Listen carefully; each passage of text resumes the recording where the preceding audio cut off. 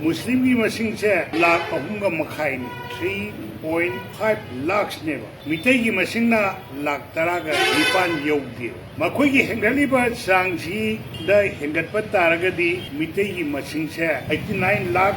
9,834 ओइगने अइथिन किवाने लेरबा missing 4,081 सीना हौजी 3.5 यौरी से मसिदा पाबा मतमदा तैगी मसिंग से 89 लाख 9,834 ओइगने मोइने याम कना हाइरी खागे मतमदा मी लिसिंग न लाए खागे मतमदा मितई मसिंग से लिसिंग यांखै हुंबु लाए अदु लोय तोथोखरो खागे मतमदा मोइने लिसिंग न लाख मतमदा खोइ लिसिंग कुनगप लाखसेबो हौजी 3.5 लाख नेबा 3 लाख 50,000 नेबा मसिदा पाबा मतमदा अखोई मिसिंग से 70 लाख सेवगने अदुबो अखोई मिसिंग से 70 लाख ती लादना लाख कुनबो यौदेबो अदु तारदी सही खरगी मतुंगा मुस्लिम सिंगना लमदम से सोइदना पाइगनेबो हेगलिबा चांग सिना सुम हेगप तारगदी अदु तारदी लमजी मुई ओइरुद्रो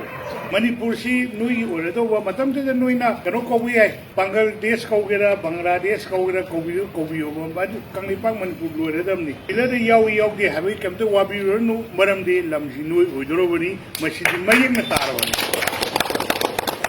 मयेंगना ताबसिदैदा एना खुमांग चौक्सनबैदमता अखंग है मितै खरनसु फेडरेशन ऑफ मिदु सेबिनी अखोइदि तुंगदो रकदा पोतो उरगा नंगांगमनेबा तुंगदा मुतखगदोबा खुनाइसे सिगीदमता पिले युंगमनेबा हयेंग मुस्लिम सिंग ना पाइरकांदा लमदम सिदा नुइना मपुरकांदा युमी सिदि थुगाइबिनो खागा थंबियोबा मरमदि लमदम अमदा मतम अमदा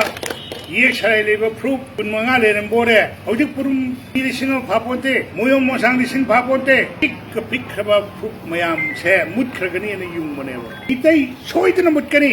कनान मोहनदरिबा मितै मथदुइनेबा मसा सिबदे कपत्रगा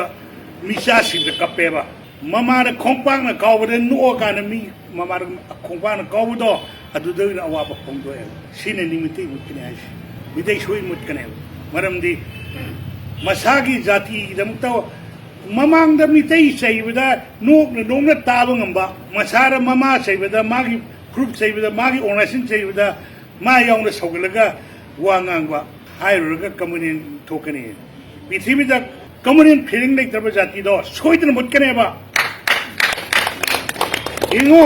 पांगनगिदी ड्रग योनबा मरा लेबनि पामा फाननबा पुलिस यावना संगनबा मतमदा मधु कन्ननबयंता नोमै कापथोरकनी इरांग होरकनी पुलिस की जिफो मै थागनेबा पुरा मधु कन्ननबनिको अखोइगिदी मितै अमा पुलिसना लापदा पुरांबा ओइतागे पिथोकनेबा मिगिदी जाति नुसी लिंजेन माने पुरांबोरसु कन्गनी हाय अखोइगिदी फना फगे फाउ फरोइदो सौगत्ते चिंधनी चिंधकनेबा अदुना हाइगत्ते इचु पुआना मियामना पुलकांदा मियामना पुलकाना मियामदि लुपा तरा कुन कुंथ्रा हापकपा मियामदना येलो मियेक सलाई लेबा प्रूफ कुनमंगा सिंगी युंगनिबा नुंगसिगी मायोक्ता मितैना वांगांगमे सिगी गेजेसि मतुंगना फेडरेशन ऑफ मैना मितै है थाबरेबा मोय केस तंगनरकाना मैतैना ngमदरि मैतै थागे मरिबुगा मेना थोपा गेजेसि मतुंगना खुथाबरेबा अमुसुमो 4 मार्च 2021 दा अमुक थुइबा सिदे थुइबा मैतै मयेक अदगी मितै लोन गाइसे MWE ने मरिबुगा मेना थोपनिको मरिबुगो मेना थोपा गेजेसिदा तौगदरा नतरगना अतपन तौगद्रो फेडरेशन हाउमिन तौबसे डॉक्यूमेंट याउन तौबने अन माना ngangi दो खंगदि बानथोरकनु खंग अदुगा सुपकनि मयामंगा अनि सुबदम करे हायबो कबुइगी मुहायरे कबुइगी रोमै गाम तनी अदो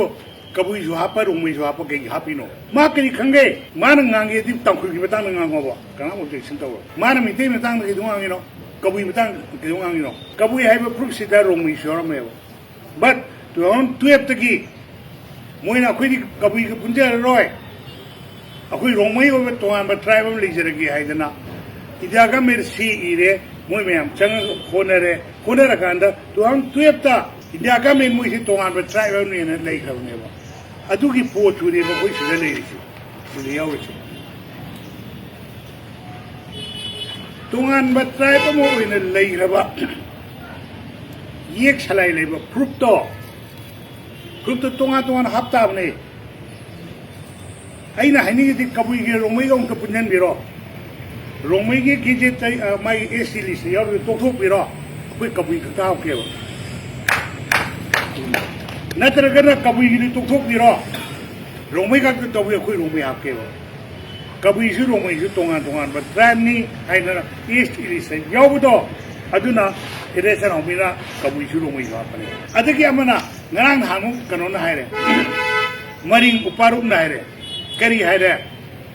ꯈꯣꯏꯕꯨ ꯀꯩꯗꯧ ꯍꯥꯞꯄꯤꯅꯣ ꯈꯣꯏꯕꯨ ꯍꯥꯏꯕ ꯄ꯭ꯔꯨꯐꯁꯦ ꯃꯅꯤꯄꯨꯔ ꯒꯃꯦꯟꯅ ꯇ꯭ꯔꯥꯏꯕꯦꯜ ꯗꯤꯕꯂꯞꯃꯦꯟ ꯗꯤꯄꯥꯔꯠꯃꯦꯟꯅ ꯁꯦ ꯃꯣꯏ ꯁꯦꯃꯤꯅꯥꯔ ꯃꯌꯥꯝ ꯑꯃ ꯐꯪꯀꯥꯟꯗ ꯗꯣꯀꯨꯃꯦꯟ ꯄꯨꯊꯣꯛꯑꯀꯥꯟꯗ ꯈꯣꯏꯕꯨ ꯍꯥꯏꯕꯁꯦ ꯌꯦꯛ ꯁꯂꯥꯏ ꯂꯩꯕ ꯃꯔꯤꯡꯒꯁꯨ ꯃꯥꯟꯅꯗꯕ ꯂꯣꯟꯁꯨ ꯊꯩꯅꯕ ꯑꯗꯨꯝꯕ ꯖꯥꯇꯤ ꯑꯃꯅꯤ ꯍꯥꯏꯗꯅ ꯒꯃꯦꯟꯅ ꯄꯨꯊꯣꯛꯑꯀꯥꯟꯗ ꯌꯦꯛ ꯁꯂꯥꯏ ꯂꯩꯕ ꯄ꯭ꯔꯨꯐꯅꯦꯅ ꯈꯣꯏꯕꯨꯁꯦ ꯍꯥꯏꯈ꯭ꯔꯦꯕ ꯑꯗꯨ ꯑꯣꯏꯇꯥꯔꯒꯗꯤ ꯑꯩꯈꯣꯏꯒꯤ ꯌꯨꯝꯒꯤꯁꯦ ꯑꯦꯁ ꯇꯤ ꯂꯩꯕꯒꯤ ꯌꯨꯝ ꯅꯠꯇꯦꯕ ꯃꯅꯤꯄꯨꯔꯗ ꯂꯩꯕ ꯌꯦꯛ ꯁꯂꯥꯏ ꯂꯩꯕ ꯐꯨꯔꯨꯞ 15ꯒꯤ ꯅꯨꯡꯅꯦꯕ ꯐꯨꯔꯨꯞ 15ꯒꯤ ꯅꯨꯡꯅꯦ ꯍꯥꯏꯕꯁꯦ ꯍꯟꯖꯟ ꯍꯟꯖꯟꯅ ꯆꯍꯤ ꯑꯃ ꯁꯨꯞꯅ ꯑꯗꯨꯒꯤ ꯃꯃꯥꯡꯗꯒꯤ ꯍꯧꯅ ꯍꯥꯏꯔꯒ ꯂꯥꯛꯑꯦꯕ ꯑꯗꯨꯏꯗ ꯃꯨꯁꯂꯤꯝꯁꯤ ꯀꯔꯤ ꯍꯥꯏꯒꯦ ꯏꯅꯦꯁꯦꯟ ꯑꯥꯏएमꯒꯤ ꯃꯨꯏꯕꯥꯅ ꯊꯨꯡꯉꯥꯂꯤ ꯃꯨꯏꯕꯥ general secretary prime minister election आएंगी माना है वो Naga and Mitai is the only indigenous people of Manipur. We are brothers. We will live together. है वो माना है वो मतलब दा सिले वो मुस्लिम है हमसे रे nation आएंगी leader. इधर मुझे नंगा नगा का मिटे खाके leader है यार लो कोई पंगल नहीं है है वो ना सही अमर नहीं मांग है रमने बा अदुदि सिले सोगम देवा होजिंग मोइना हाइरी नानगी मोइगी सेमिनार हायबा मितै नि हाइदना केकमाइ लान ngमदबा हाइद्रो अदैदा फामनिबा अखोइगी अखंग हाइ मितै सिंदो नोगा तायबा ताद्रो कर्म मखनगी अइना खनबदा मोइसी मुस्लिम ओनगो मा अदुदि यावसिंग अइना थमनिगी नि कैनोदा हौजे नगागी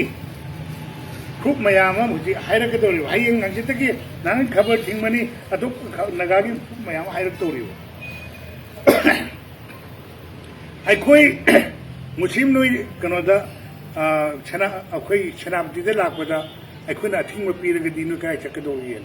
युंगिबा प्रूफसे प्रूफ कुमाई नुंगे येक सराय लेबा नंगन इलेक्शन आयमगी माय उतंगांग तारगदी फोंगांगो अखोई गनोई थेंगनरसे हायरियो हा फेडरेशन हाउमी गाकर उन्जन बिरे नो जिकी मुई बार उन्जन बिरो नरी लेरगदी मतांग से इन थंजनिंगी दे फेडरेशन हाउमी लबी याम सुमे अचुम लबी अखोई किसु नते अखोई दा ताइबंग से मपुने लमजिंग बे मनेबा इबो थांजिंग ना लमजिंग बे मनेबा जिंगी लेबा मयाम सिंगिना अंगम अंगम पैसा हापगानी युंगनुंगनेबा येक सलाइ लेबुक सिंगिनुंगनेबा मुस्लिम की ये सलाई पुथोरो हापी के सागई है मुझे सागई की पिबा नाइब्रो सागई की पिबन नाइब्रो पिबन नाइ देव सा मरक तो वो केस तो अदुरे थोड़ा नहीं मुस्लिम क्रम अंतम लाखो 16th century 7th century दा सी मतम दे लाखो चुंग थोड़ा नहीं ये लोग भी से कनानो मरक लाखो नो भी याद ये दो कोने तारा नहीं मुझे दुम्बाई थी कानरो है बनीदा